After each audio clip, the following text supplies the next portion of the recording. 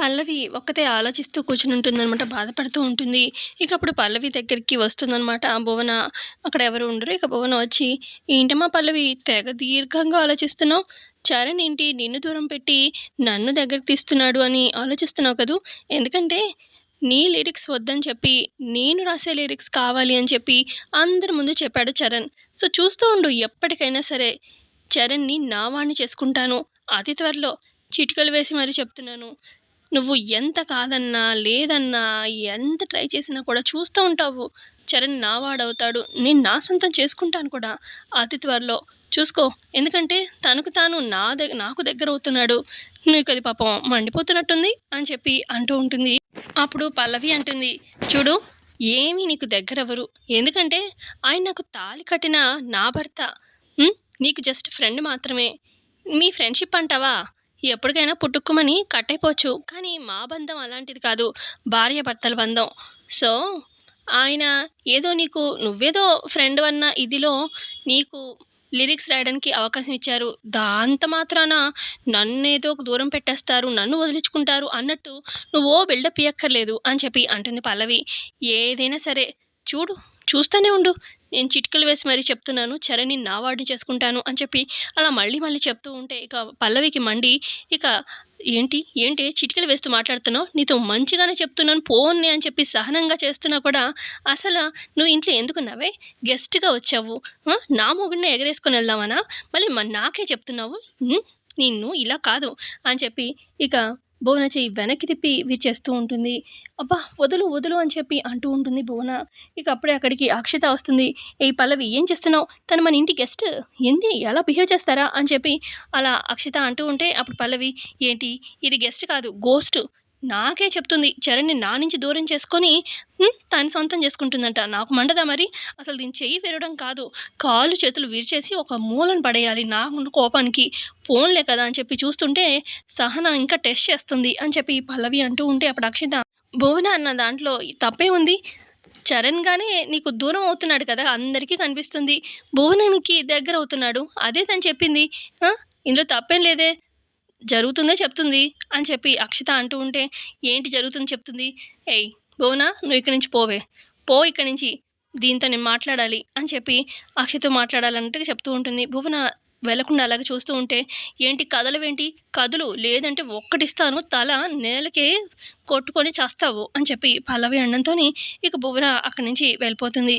ఇక అక్కడి నుంచి అక్షిత కూడా వెళ్ళిపోబోతూ ఉంటే, అక్షిత చేపట్టుకొని ఆపుతుంది పల్లవి. "నేను భువనని మాత్రమే వెళ్ళమన్నాను. నీతో మాట్లాడేది ఉంది. ఏంటసల నీ కోపం ఏంటి నా మీద నాకర్థం కావట్లేదు. అసలు ఎన్ని సార్లు నువ్వు మారతావని చెప్పి చూస్తూ ఉన్నా కూడా నీలో ఏ మాత్రం డిఫరెన్స్ కనిపించట్లేదు. పార్క్‌లో ఏంటి నువ్వేగా. ఆ! అసలు అక్కడి దాకా తాళి కట్టేదాకా తీసుకొచ్చింది నువ్వే అని, ఇదంతా నీ ప్లానే అని, వెనకుంది నువ్వే అని నాకు తెలుసు" అని చెప్పి అనగానే అప్పుడు అక్షిత, "ఏయ్! ఏంటి నేనంటావేంటి నాకేం తెలుసు" అని చెప్పి అక్షిత బుకాయిస్తూ ఉంటే అప్పుడు పల్లవి, "చూడు పిచ్చి వేషాలు వేయకు. అదంతా చేసింది నువ్వే అని తెలుసు. అసలు ఇదంతా నేను చంటికి చెప్దాం అనుకుంటున్నాను" అనగానే, "అదేంటి నేనేమి చేయకుండా" అనగానే, "ఇంక నువ్వు ఎక్కువ వేషాలు వేయకు. ఎప్పటికప్పుడు నీలో మార్పు వస్తుంది, వస్తుంది అని చెప్పి నేను ఎదురు చూస్తూనే ఉన్నాను ఒక అక్కగా. కానీ మార్పు లేదు కదా! ఎందుకంత కోపం? ఎందుకు నా మీద అంత పగ నీకు? నాకైతే అర్థం కావట్లేదు" అని చెప్పి పల్లవి అంటూ ఉంటే అప్పుడు అక్షిత, "అర్థం కాకపోవడానికి ఏముంది? నేను ఎప్పుడో చెప్పాను. అసలు నేను మా అమ్మ కడుపులో ఉన్నప్పటి నుంచి నువ్వంటే పగ, మీ అమ్మంటే కోపం. మా అమ్మకి నేను ఇద్దరం కూడా నీ మీద, గుండమ్మ మీద పగ సాధిస్తూనే ఉంటాము. ఈ కోపం అనేది తగ్గేది కాదు, పోయేది కాదు. అసలు మా అమ్మ జీవితం సగం నాశనం అవ్వడానికి మీ అమ్మే కారణం. ఆ తర్వాత నేను పుట్టాక నువ్వు కూడా అలాగే నాకు దక్కాల్సింది ఏది నాకు దక్కనీయకుండా మీ అమ్మలాగే నువ్వు కూడా మరి కోపం రాక పగ పెంచుకోక ఇంకేం చేస్తాం మేము" అని చెప్పి అంటుంది అక్షిత. అప్పుడు పల్లవి, "చూడు అక్షిత, నువ్వు నా చెల్లివని తెలియనప్పుడు ఏవేవో చిన్న చిన్న గొడవలయ్యాయి మన మధ్యలో.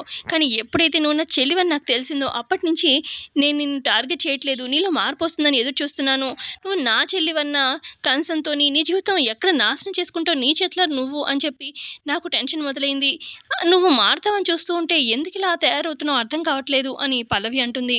అప్పటికి అక్షిత, "చూడు నువ్వు నా మీద ఏ పగ పెట్టుకోకుండా నన్ను క్షమిస్తూ ఉన్నా, ఏం చేసినా కూడా నాలో మార్పు ఉండదు. నువ్వు నీ జీవితంలో నీది పాడు చేసేదాకా నాకు మనశ్శాంతి ఉండదు. నా జీవితంలో దక్కాల్సినవి నాకు ఏం దక్కనీయకుండా చేశావు. సో, నువ్వు హ్యాపీగా నేను ఎప్పుడు ఉండనివ్వను. నీ మీద నాకెప్పుడు నువ్వు నా అక్కవి అని చెప్పి నాకైతే కన్సర్న్ రానే రాదు ఈ జన్మలోకి అని చెప్పి అక్కడి నుంచి అక్షిత కోపంగా వెళ్ళిపోతుంది. ఇక నెక్స్ట్ డే ఉదయాన్నే ఆంటీ, ఆంటీ అనుకుంటూ హాల్‌లో అరుస్తూ ఉంటుంది భువన. అయితే అక్కడ ఆల్రెడీ ఇటు బామ్మ, చరణ్ అలాగే ప్రసాదరావు ఉంటారు. "ఏమైంది? ఎందుకలా అరుస్తున్నావు?" అని చెప్పి అంటూ ఉంటాడు చరణ్. ఇక అప్పుడు అక్కడికి అక్షిత, అలాగే ఇటు సుమలత, పల్లవి, చంటి వీళ్ళు కూడా వస్తారు. "నేను నైట్ నన్ను లిరిక్స్ రాయమని చెప్పాడు కదా చరణ్. లిరిక్స్ రాసేసాను ఆంటీ. రెడీ అయిపోయింది. ఇదిగో పేపర్‌లో రాసాను" అని చెప్పి అనగానే, "అదేంటి నైట్ చెప్తే ఇంత ఫాస్ట్‌గా" అని చెప్పి సుమలత అంటూ ఉంటే, "నేను అంతే ఆంటీ. ఏదైనా పని స్టార్ట్ చేశానంటే అయిపోయేదాకా నిద్రపోను. పెన్ను మీద పేపర్ మీద పెన్ను పెట్టానంటే అలా అలా పాట వచ్చేస్తూ ఉంది. నాకు ప్రమేయం లేకుండానే అంత బాగా పాటొచ్చింది. చరణ్ ఇదిగో ఉండు నేనే పాట పాడి వినిపిస్తాను" అని చెప్పి పాట స్టార్ట్ చేస్తుందనమాట భువన. ఇక అలా పాడుతూ ఉంటే అక్కడున్న వాళ్ళంతా చెవులు మూసుకుంటూ ఉంటారు. ఏంటి పాట? ఏంటి లిరిక్స్? అని చెప్పి, "ఆపమ్మా ఆపు. ఆపుతావా లేదా?" అని చెప్పి చంటి ముందుకొచ్చి ఆపమంటాడు. "ఏంటి నా పాట బాలేదా? అదేంటి?" అని చెప్పి అనగానే, "అస్సలు వినలేకపోతున్నాము. మా మూడంతా పాడైపోయింది" అని చెప్పి ఇటు అక్కడ బామ్మ అలాగే ప్రసాదరావు అంటూ ఉంటే, "అంతే అంటావా అక్షిత?" అని చెప్పి భువన అడుగుతుంది. "అంటే దాదాపు అంతే భువన. పాటే అంత బాలేదు" అని అంటుంది అక్షిత. "ఆంటీ మీరు చెప్పండి" అని చెప్పి అడుగుతుంది సుమలతని. "అవును భువన అంతగా ఏం బాలేదు. ఇంకో పాట ఏమైనా ట్రై చేయాలి" అని చెప్పి అనగానే, "మీదంతా కాదు. నన్ను లిరిక్స్ రాయమంది చరణ్ కాబట్టి చరణ్‌నే అడుగుతాను. నువ్వు చెప్పు చరణ్" అనగానే అప్పుడు చరణ్ అంటాడు, "ఇంతమంది చెప్తున్నారుగా! నిజంగా పాటేమంత బాగా లేదు భువన" అని చెప్పి అంటాడు. అప్పుడు అక్షిత అంటుంది, "చూడు భువన ఇంకో మంచి పాట ట్రై చెయి. ఈ పాటయితే బాలేదు" అని చెప్పి అంటుంది. ఇక అప్పుడు అక్కడున్న బామ్మ, దీని మొహానికి పాటిస్తే ఇలాగే ఉంటుంది. అదే నువ్వు నా మనవరాలికి ఎంచక్కా లిరిక్స్ రాయమని ఇచ్చుంటే ఛాన్సు, ఈ పాటకి అదిరిపోయే పాట రాసుండేది" అని చెప్పి అనగానే, "దీని మొహం దీనికంత టాలెంట్ ఎక్కడుంది" అని చెప్పి అంటూ ఉంటాడు చరణ్. ఈ లోపల పోస్ట్ అని చెప్పి అనగానే చంటి వెళ్ళి పోస్ట్ తీసుకుంటాడు. "అన్నయ్య నీకే వచ్చింది పోస్ట్" అని చెప్పి అనగానే, "ఎవరు నాకా?" అని చెప్పి చరణ్ ఓపెన్ చేస్తాడు. అందులో లెటర్ ఉంటుంది. ఇక చదువుతాడనమాట పైకి, "నేను మీ వీరాభిమానిని.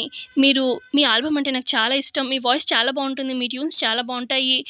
ఒక వీరాభిమానిగా అంటే మీకొక పాట రాసి పంపించాను. నచ్చితే ఎప్పుడైనా ట్రై చేయండి. అంటే త్వరలో మ్యూజిక్ కాంపిటీషన్స్ రాబోతున్నాయి కదా! అందులో మీరు పార్టిసిపేట్ చేయాలని కోరుకుంటున్నాను. ఖచ్చితంగా నేను మీరు గెలుస్తారని నమ్ముతున్నాను" అని చెప్పి ఆ అమ్మాయి రాస్తుంది లెటర్‌లో. "నాకు వీరాభిమానియా?" అని చెప్పి షాకయ్యి చూస్తూ ఉంటాడు. "ఎవరా అమ్మాయి?" అని చెప్పి అంటూ ఉంటుంది సుమలత. "ఏమో అమ్మా మరి" అని చెప్పి అంటాడు చరణ్ కూడా.